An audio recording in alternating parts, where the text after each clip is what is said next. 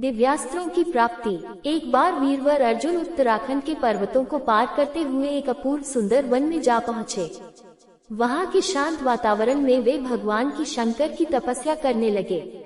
उनकी तपस्या की परीक्षा लेने के लिए भगवान शंकर एक भील का वेश धारण कर उस वन में आए।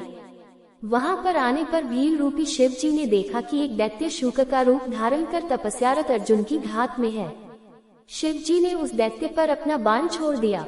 जिस समय शंकर भगवान ने दैत्य को देखकर बाण छोड़ा, उसी समय अर्जुन की तपस्या टूटी और दैत्य पर उनकी दृष्टि पड़ी। उन्होंने भी अपना गांडीव धनुष उठाकर उस पर बाण छोड़ दिया। शूक को दोनों बाण एक साथ लगे और उसके प्राण निकल गए।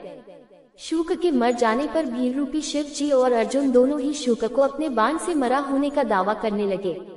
दोनों के मध्य विवाद बढ़ता गया और विवाद ने युद्ध का रूप धारण कर लिया।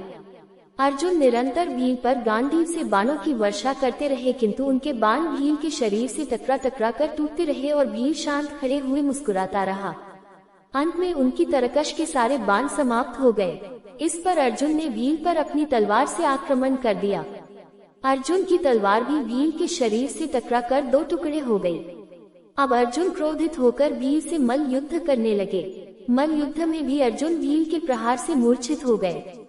थोड़ी देर पश्चात जब अर्जुन की मूर्छा टूटी तो उन्होंने देखा कि भील अब भी वहीं खड़े मुस्कुरा रहा है।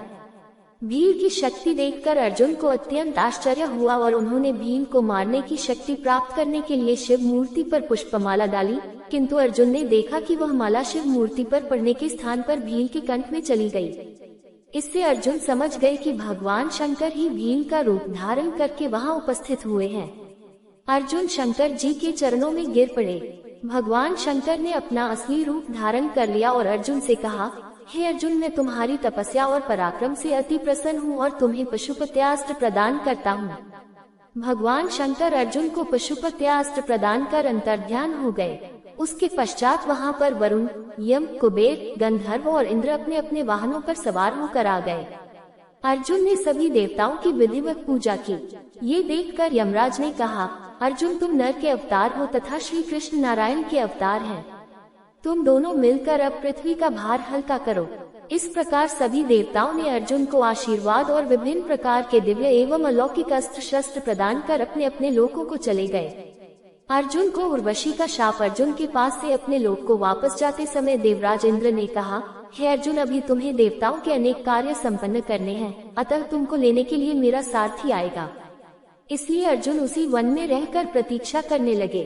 कुछ काल पश्चात उन्हें लेने के लिए इंद्र के सारथी मातली वहां पहुंचे और अर्जुन को विमान में बिठाकर देवराज की नगरी अमरावती ले गए। इंद्र के पास पहुंचकर अर्जुन ने उन्हें प्रणाम किया। देवराज इंद्र ने अर्जुन को आशीर्वाद देकर अपने निकट आसन प्रदान किया। अमरावती में रहकर अर्जुन ने देवताओं से प्राप्त हुए दिव्य और अलौकिक अस्त्र शस्त्रों की प्रयोग विधि सीखा और उन अस्त्र शस्त्रों को चलाने का अभ्यास करके उन पर महारत प्राप्त कर लिया। फिर एक दिन इंद्र अर्जुन से बोले, वत्स, तुम चित्रसेन नामक गंधर्व से संगीत और नृत्य की कला सीख लो। चित्रसेन ने इंद्र का आदेश पाकर अर्जुन को संगीत और नृत्य की कला में निपुण कर दिया। एक दिन जब चित्रसेन अर्जुन को संगीत और नृत्य की शिक्षा दे रहे थे, वहाँ पर इंद्र की अप्सरा उर्वशी आए और अर्जुन पर मोहित हो गई। अवसर पाकर उर्वशी ने अर्जुन से कहा, हे अर्जुन, आपको देखकर मेरी प्रज्ञा जागृत हो गई है, अतः आप कृपया मेरे साथ विहार करके मेरी प्रज्ञा को शांत करें। उर्वशी के वचन सुनकर अर्जुन बोले, हे देवी, हमारे पूर्वज ने आपसे विवाह करके हमारे वंश का गौरव बढ़ाया था, अतः पुरु वंश की जननी होने के नाते आप हमारी माता की तुल्य हैं। देवी, मैं आपको प्रणाम करता हूँ। अर्जुन की बातों से उर्वशी के मन में बड़ा क्षोभ उत्पन्न हुआ और उसने अर्जुन से कहा, तुमने नपुंसकों जैसे वचन कहे हैं, अतः मैं तुम्हें शाप देती हूँ कि तुम 1 वर्ष तक पुंसत्वहीन रहोगे। इतना कहकर उर्वशी वहाँ से चली गई। जब इंद्र को इस घटना के विषय में ज्ञात हुआ तो वे अर्जुन से बोले, वत्स, तुमने जो व्यवहार किया है वह तुम्हारे योग्य ही था। उर्वशी का ये शाप भी भगवान